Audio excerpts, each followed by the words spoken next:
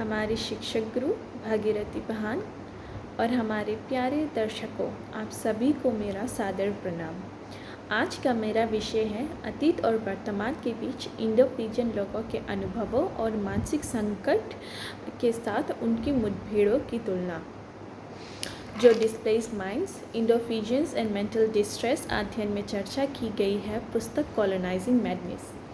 यह अध्ययन इंडो-फिजियन समुदाय के सामने आने वाली चुनौतियों पर प्रकाश डालता है। यह पता लगता है कि कैसे ऐतिहासिक और सामाजिक राजनीतिक कारकों ने उनके मानसिक संकट में योगदान दिया है।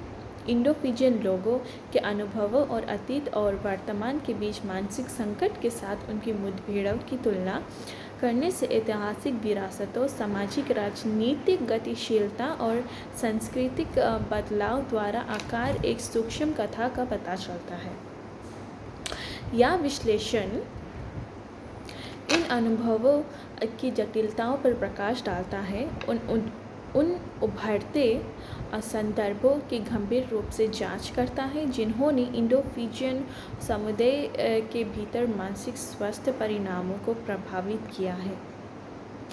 इंडो-फिजियन लोगों के मानसिक स्वास्थ्य चुनौतियों को समझने के लिए हमें पहले ऐतिहासिक संदर्भ की जांच करनी चाहिए। गिरमिट प्रणाली, जो 19वीं शताब्दी में हजारों भारतीयों को मजदूर के रूप में फिजी ले आई, ने इंडो-फिजियन समुदाय की नींव रखी। अतीत में उपनिवेशवाद और गिरमिटिया व्यवस्था के कारण इंडो-फिजियन लोगों ने महत्वपूर्ण उथल-पुथल और विस्थापन का अनुभव किया। काला पानी या काले पानी के पार एक दर्दनाक यात्रा ने इस यात्रा की शुरुआत को चिह्नित किया, क्योंकि गिरमिटिया मजदूरों को फिजी में गन्ने की खेती में काम करने के लिए भारत देश से बुलाया गया था। औपनिवेशिक शोषण की इस अवधि ने इंडो-फिजियन वासियों को कठोर कामकाजी परिस्थितियों, सांस्कृतिक अलगाव और प्रणालीगत भेदभाव का सामना करना पड़ा, जिससे मानसिक संकट के साथ स्थायी संघर्ष की नींव पड़ी। पहली और जो हम चर्चा करेंगे वो है मानसिक परेशानी के पिछले अनुभव। औपनिवेशिक युग के दौरान विस्थापन, आर्थिक शोषण और सांस्कृतिक अव्यवस्था के आघात को इंडो-फिजियन वासियों के बीच मानसिक परेशानी अक्सर बढ़ जाती थी।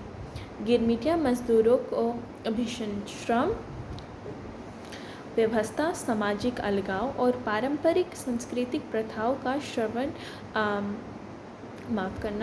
शरण का सामना करना पड़ा, जिससे असहायता, निराशा, अपनी पैतृक जोड़ों से अलग होने की भावना पैदा हुई। इसके अलावा औपनिवेशिक अधिकारियों ने स्वदेशी ज्ञान प्रणालियों और आध्यात्मिक प्रथाओं को विकृत कर दिया, जिससे इंडो-फिजियंस को और अधिक हाशिए पर ढकेल दिया गया और मानसिक स्वास्थ्य की यूरोसेंट्रिक धारणा को मजबूत किया। उदाहरण सहित में सुब्रमणी ने अपनी पुस्तक island of tears, island of hope, living in the nightmare of Indo Fijians में गिरमिटिया मजदूरों के अनुभवों का दस्तावेजीकरण किया है, जिन्होंने औपनिवेशिक युग के दौरान मनोवैज्ञानिक आघात और सामाजिक अव्यवस्था को सहन किया था।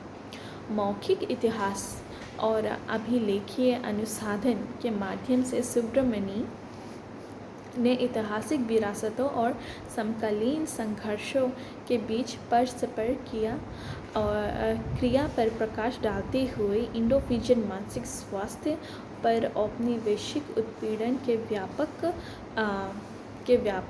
प्रभाव का भी खुलासा किया है। वर्तमान संदर्भ में देखा जाए तो समकालीन फिजी में इंडो-फिजियन औपनिवेशवाद की विरासत और मानसिक स्वास्थ्य परिणामों पर इसके प्रभाव से जूझ रहे हैं। स्वास्थ्य देखभाल और सामाजिक सेवाओं में प्रगति के बावजूद संरचनात्मक असमानताएं, सांस्कृतिक कलंक और प्रणालीगत बाधाएं बनी हुई है, जिससे समुदाय के भीतर मानसिक संकट बढ़ रहा है। तेज़ी से शहरीकरण, आर्थिक अस्थिरता और राजनीतिक तनाव इन चुनौतियों को और बढ़ा देती है, जिससे मानसिक स्वास्थ्य संबंधी असमानताएं और कमज़ोरियों का एक जटिल परिदृश्य तैयार हो जाता है। मानसिक परेशानी के वर्तमान अनुभव आज इंडो-फिजियन वासियों को चिंता और आस्वाद से लेकर मादक द्रव्यों के सेवन और आत्महत्या की असंख्य मानसिक स्वास्थ्य चुनौतियों का सामना करना पड़ता है। मानसिक बीमारी को लेकर सांस्कृतिक कलंक व्यापक बना हुआ है, जो मदद मांगने वाले व्यवहार में बाधा डाल रहा है और शर्म और अलगाव की भावना को भी बढ़ा रहा है। इसके अलावा आघात के अंतर पीढ़ीगत संचारण इंडो-फिजियन परिवारों को प्रभावित करना जारी रखता है, क्योंकि उपनिवेशवाद और विस्थापन के घाव पीढ़ियों तक चले जाते हैं। उदाहरण अपने अध्ययन में फिजी में फिजियंस के बीच मानसिक स्वास्थ्य साक्षरता में सिंह ने इंडो-फिजियन समुदाय के भीतर मानसिक स्वास्थ्य ज्ञान दृष्टिकोण और व्यवहार को प्रभावित करने वाले सांस्कृतिक कारकों का पता लगाया। सर्वेक्षणों और गुणात्मक साक्षात्कारों के माध्यम से सिंह सांस्कृतिक मान्यताओं, पारिवारिक गतिशीलता और सामाजिक आर्थिक कारकों को भारत फिजी वासियों के बीच मानसिक स्वास्थ्य साक्षरता और मदद मांगने वाले व्यवहार के प्रमुख निर्धारक के रूप में पहचानती है। अध्ययन समुदाय की विशिष्ट आवश्यकता को संबोधित करने में मानसिक स्वास्थ्य संवर्धन और सेवा वितरण के लिए सांस्कृतिक रूप से संवेदनशील दृष्टिकोण के महत्व पर प्रकाश डालता है। जबकि फिजी में जागरूकता बढ़ने और मानसिक स्वास्थ्य सेवाओं जबकि फिजी में जागरूकता बढ़ने और मानसिक स्वास्थ्य सेवाओं तक पहुंच बढ़ाने में महत्वपूर्ण प्रगति हुई है, इंडो-फिजियन समुदाय के भीतर मानसिक संकट के मूल कारणों को संबोधित करने में लगातार चुनौतियां बनी हुई हैं। संरचनात्मक असमानताएं, सांस्कृतिक कलंक और ऐतिहासिक आघात मानसिक स्वास्थ्य परिणामों को आकार देना जारी रखते हैं, जो समग्र और सांस्कृतिक रूप से उत्तरदायी हस्तक्षेप की आवश्यकता को रेखांकित करते हैं। इसके अलावा लिंग, वर्ग, जातीय साहित्य पहचानों की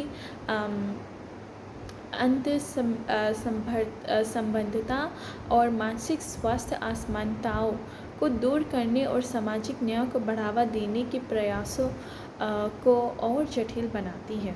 उदाहरण के तौर पे अपनी लेख decolonising mental health the case of Fiji में कुमार और नारायण मानसिक स्वास्थ्य के लिए डीकोलोनाइजिंग दृष्टिकोण की वकालत करते हैं, जो स्वदेशी ज्ञान प्रणाली, सामुदायिक लचीलेपन और सामूहिक उपचार के केंद्र में रखता है।